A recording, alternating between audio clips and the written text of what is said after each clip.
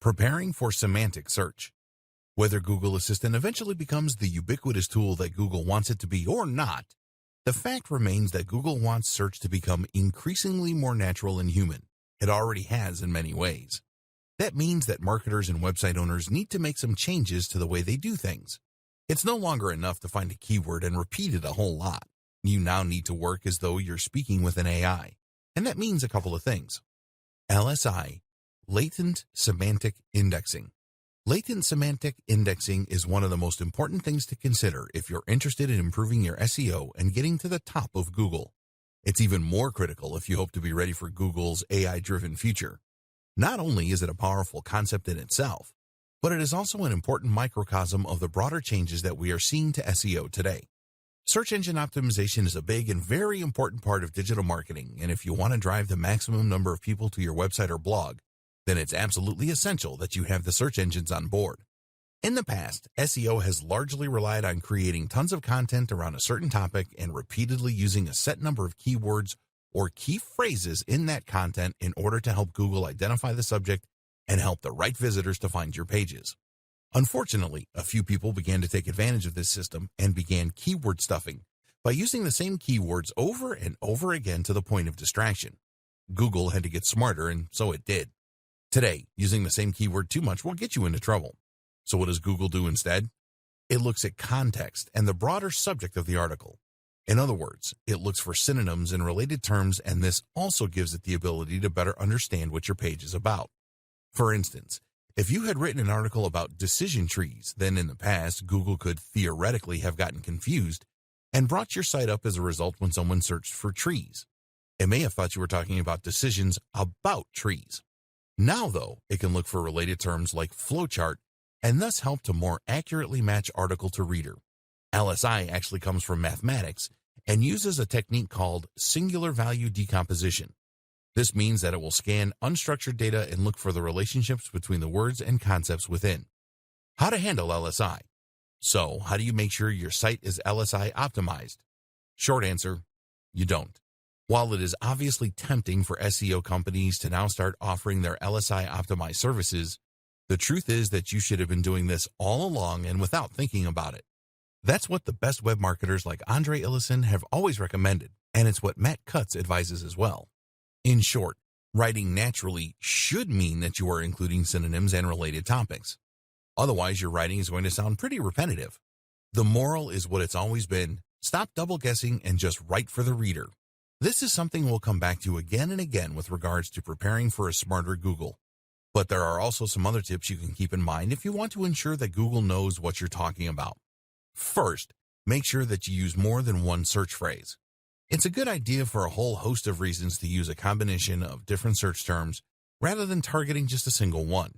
Seeing as Google will often show results that don't use the exact key phrase the person searched for, it makes sense to try and include a few popular iterations of the same term.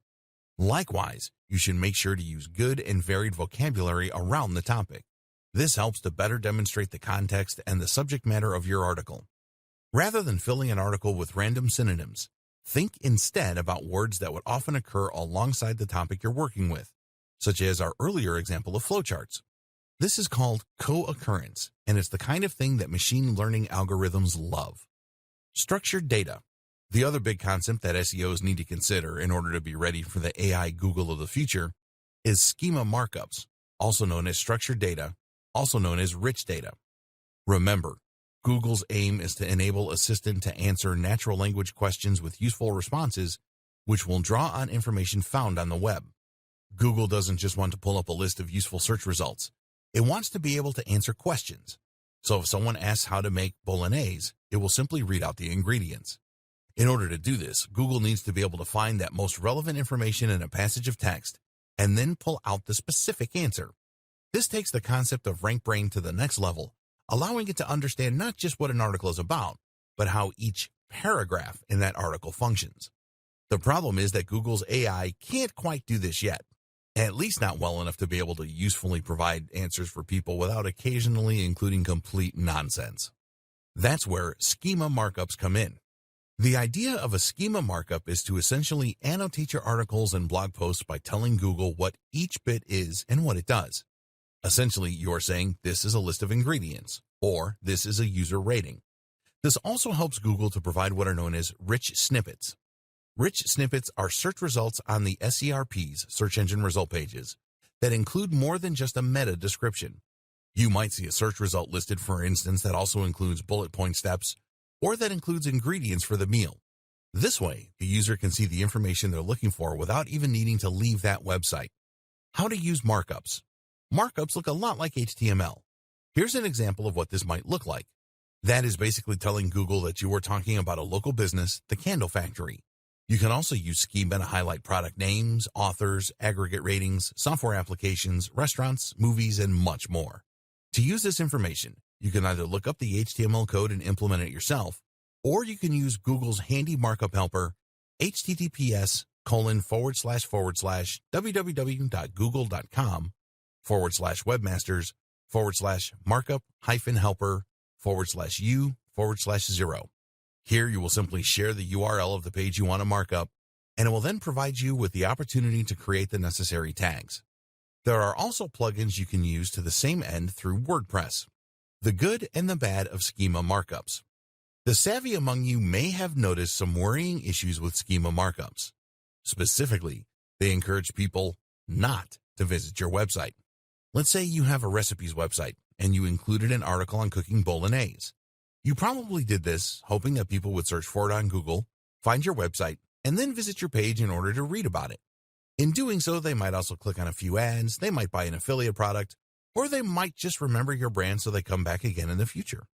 But if Google simply takes your key information and shares it, then there is no real incentive for them to actually visit your web page. As such, there's no chance that they will click on your ads or buy your products. They'll not even know that the information came from your website. Essentially, Google is this way using our intellectual property without any remuneration, which has upset a lot of webmasters, businesses, and marketers. So should you avoid using these features altogether? Unfortunately, that is not really an option. Remember, Google also uses markups in order to provide rich snippets.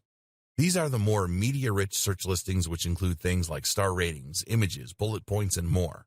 These really help a web page to stand out in the SRPs and thereby ensure that more people click on that listing. And while you might not get any benefit from having Google read your ingredients out, if you don't include markup language, then it will just get that same information from one of your competitors. Google wants to use schema markups, and that means that it will likely reward those sites that do with a little SEO boost. For all those reasons, it's essential that you keep using this strategy, even though you might be giving Google free information in doing so. In the future, if more and more people talk to their Google Assistant rather than browsing the web for information, then there's a good chance Google might need to rethink its policy, lest it face a rather big backlash from content creators. Big data. You might hear the term big data thrown around a lot and not fully understand what is meant by it. In this video, you will be enlightened and learn how big data can help you and your business both now and in the future. Essentially, big data is nothing more than large data sets. These large data sets are increasingly common online, seeing as everything online is easy to measure and document. If you think about a company like Google, it has immense data sets that it works from, describing the search history of billions of users. But even a standard website that gets 1,000 visitors a day will work with huge amounts of information. A website will naturally record each of those visits and will also store data about each one, such as the country of origin and the length of time spent on the site. In a few weeks, this data will likely crash a lot of spreadsheet software. The reason that big data is featured in so many discussions is that it is very difficult to handle. Making sense of such huge amounts of information requires a lot of smart math, while simply storing and handling that kind of data requires a lot of storage and computational power. But the potential value of big data is also absolutely huge. Big data provides patterns and insights that you simply can't get by observing a few users.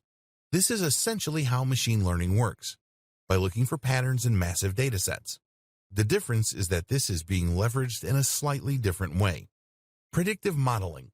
Predictive modeling is a process that involves data mining and probability to forecast potential future outcomes.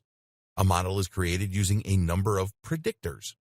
Predictors are variables that are thought to influence future results. Once data is collected for these predictors, a statistical model can be created. That might use a simple linear equation, or it might use complex neural networks. Either way, Statistical analysis can then be used in order to make predictions about how things are likely to go in the future. With regards to marketing, this can help provide better customer insights, better lead scoring, campaign nurturing, upselling and cross-selling, personalized product recommendations, and more. Amazon is an example of a site that uses big data in order to provide personalized product recommendations.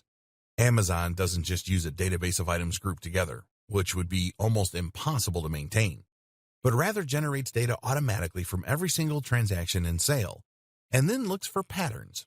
It will see what products tend to be bought together, there's that co-occurrence again, and can therefore use this information to show items that it thinks a user might want to buy next.